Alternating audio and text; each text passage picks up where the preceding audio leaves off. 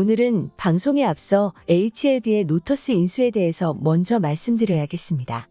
장전에 구독자단 톡방에서도 말씀드렸듯이 주주들의 마음을 배려하지 못한 타이밍은 아쉽지만 HLB의 노터스 인수 자체는 장기적으로 긍정적이다라고 평가하고 있습니다.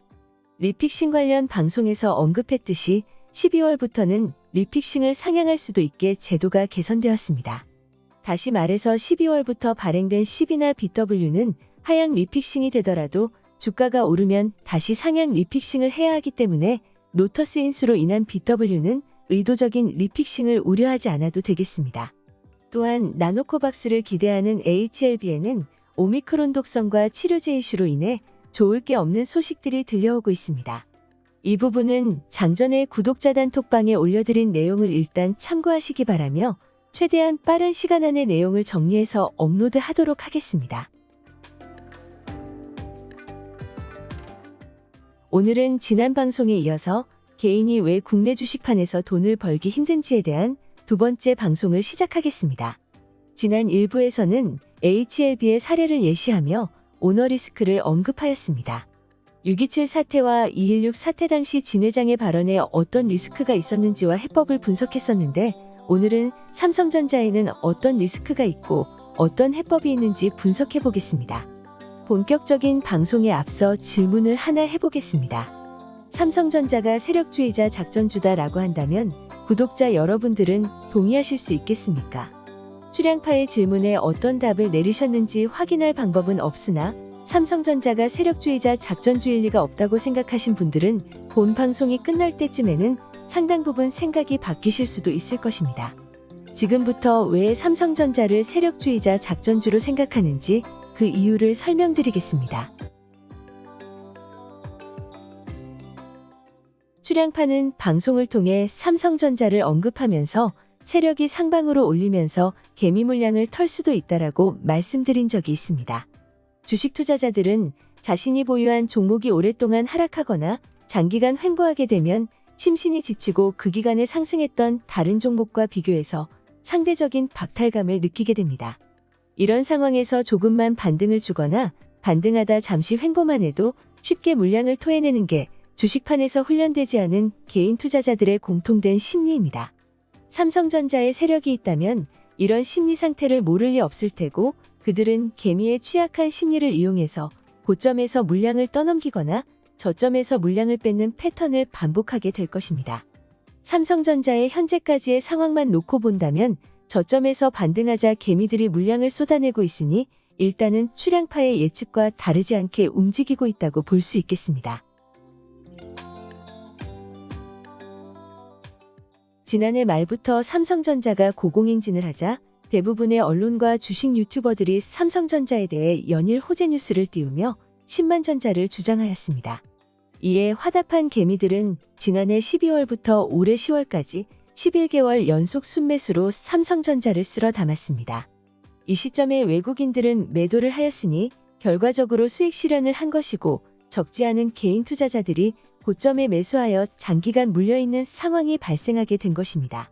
출양파는 지난 11월 11일에 삼성전자를 추천하였습니다.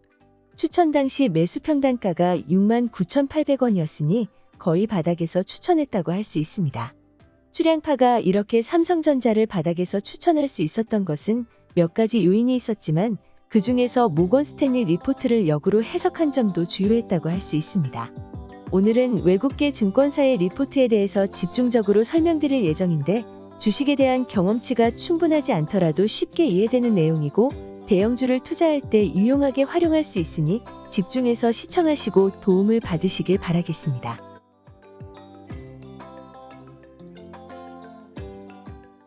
앞서 말씀드린 대로 삼성전자를 세력주나 작전주로 언급하면 출양파 주변에서도 의아해하는 분들이 의외로 많습니다. 삼성전자 같은 초대형 종목에 무슨 세력이고 작전이냐라고 생각하셨다면 그동안 너무 순진하게 주식 투자하고 계셨다고 평가할 수 있겠습니다. 국내 중소형 종목들은 국내 기관과 큰손들이 세력을 형성하는 게 대부분이지만 삼성전자처럼 글로벌 대형 기업은 외국계 펀드나 외국계 큰손들이 세력을 형성하고 종종 작전을 하는 경우가 있습니다. 삼성전자처럼 글로벌 대기업이 미국이나 유럽 등의 선진 시장에 상장을 했다면 제 아무리 큰손이나 글로벌 대형 증권사라고 할지라도 쉽게 장난칠 수는 없습니다. 어설프게 작전하려다 역풍을 맞을 수도 있기 때문입니다. 그러나 아쉽게도 삼성전자는 글로벌 증시에서는 변방이자 이머징 시장인 코스피에 상장되어 있기 때문에 외국계 큰손들의 트릭에 쉽게 좌지우지 되기도 합니다.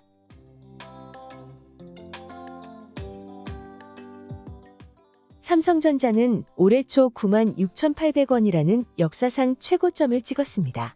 지금 보시는 화면은 1월 삼성전자가 최고점을 찍을 때 국내 주요 언론들의 뉴스입니다. 우리나라 국민들은 기자를 기레기로 부를 정도로 언론을 불신하면서도 주식 정보에 있어서는 언론이나 기자의 말을 여과 없이 받아들이는 이중성이 있습니다. 물론 주식 정보를 다루는 언론사는 주식 전문가의 의견을 그대로 전달하는 매체로서의 역할이긴 하지만 주식 전문가를 취사 선택하는 것은 언론사라는 것을 간과해서는 안 될 것입니다. 기사의 헤드라인은 보시는 바와 같이 메모리 반도체 시장이 올해 최고 호황기에 진입할 것이라는 긍정적 전망으로 가득했습니다.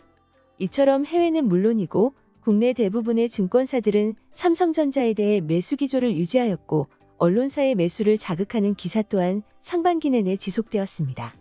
이처럼 고점에서 외인들이 수익 실현할 때는 외국계 증권사나 국내 증권사 모두 삼성전자 주가를 긍정적으로 전망한다는 공통점이 있습니다.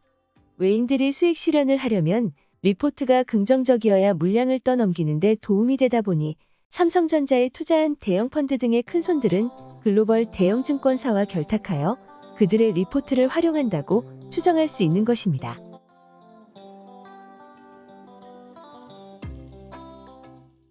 삼성전자가 한국 회사니까 국내 증권사가 부당함에 대해서 방어를 할 수 있지 않겠냐고 생각하시는 분들도 계실 겁니다. 그러나 국내 증권사의 리포트는 대외적인 영향력이 거의 없다시피 합니다. 국내는 물론이고 해외에서는 국내 증권사가 발행한 리포트보다 외국계 대형 증권사의 리포트를 훨씬 더 신뢰하기 때문입니다. 국내 리포트는 해당 업체의 IR 담당자에게 정보를 의존할 수밖에 없는 반면 외국계 증권사의 리포트는 부품사들의 공급망에 대한 정보나 글로벌 판매 현황을 거의 실시간으로 확인할 수 있는 글로벌 정보 네트워크를 구축하고 이를 활용한 정보가 담겨 있는 등 정보의 질과 양에서 확연한 차이가 있기 때문입니다. 또한 리포트가 발행되면 전 세계에 포진하고 있는 그들의 고객사에게 일괄적으로 배포하기 때문에 글로벌 영향력이 절대적일 수밖에 없습니다. 외국계 증권사의 또 다른 경쟁력은 국내 증권사는 매도 의견을 낼 수 없는 반면 외국계 증권사는 매도 의견을 자유롭게 낼 수 있다는 점도 글로벌 투자자들의 신뢰를 높이는 요인이 되고 있습니다. 이처럼 외국계 증권사의 매도 의견은 증권사 리포트의 신뢰를 향상시키면서도 이를 이용해 이머징 시장을 교란할 수 있는 양날의 칼로 사용되고 있다는 게 코스피와 같은 이머징 시장의 현실인 것입니다.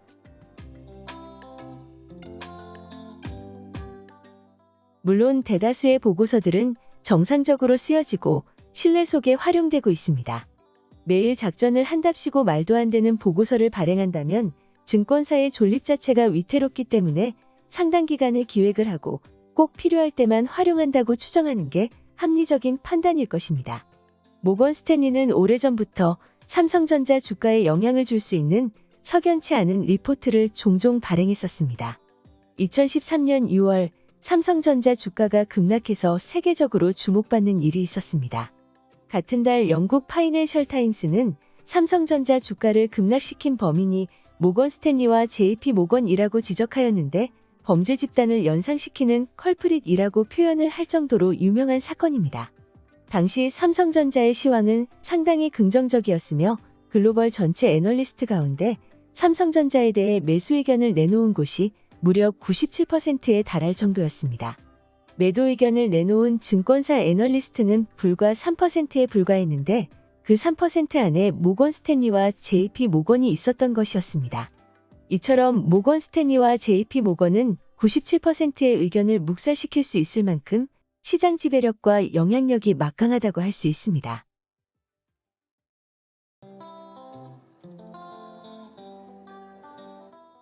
국내 대형주들은 외국인 보유 비중이 높은데 외국인들은 대부분 글로벌 자산운용사가 운용하는 펀드들입니다.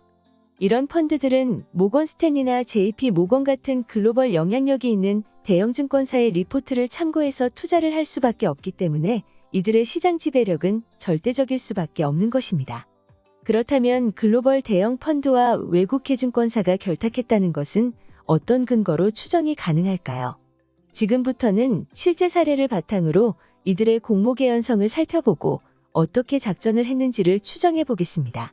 이들의 작전 패턴은 비교적 단순한데 리포트를 발행하기 얼마 전에 미리 선물을 대량 매도하거나 옵션을 이용해 시세 차익을 노리는 방법을 주로 사용합니다. 실제로 외국계 증권사의 부정적인 리포트가 나오기 전에 단 며칠 만에 코스피 200 선물 시장에서 수조 원대에서 수십조 원의 매물이 쏟아지는 경우가 종종 발생합니다. 또한 리포트 발행 직전에 파생상품 시장에서 풋옵션을 사거나 콜옵션을 미리 팔아서 부당이익을 챙기는 방법을 사용하기도 합니다. 상황이 이렇다면 사전에 리포트에 대한 정보를 입수했다고 추정하는 게 합리적인 추론일 것입니다. 리포트를 작성하기 전부터 공모한 건지 작성하고 나서 공모한 건지는 확실치 않겠지만 사전에 정보를 입수했다는 정황만큼은 변하지 않는 사실일 겁니다. 미국은 금융범죄에 대해 살인자에 준하는 엄벌을 하기로 유명합니다. 이들이 자국에서 이와 같은 행위를 한다는 것은 목숨을 걸고 하는 위험천만한 행동이 되겠지만 금융에서는 변방이고 제도의 허점이 많은 코스피에서 이를 꾸미는 건 잘 차려진 밥상에 숟가락을 얹는 것만큼이나 쉬운 일일 것입니다. 금융감독원과 한국거래소가 시장 교란 행위가 포착될 때마다 모니터링을 강화한다고는 하지만 심증만 가지고 제재를 할 수 없기 때문에 대부분 해당 증권사와 접촉해서 해명을 듣는 수준에 그치고 있다는 게 현실입니다.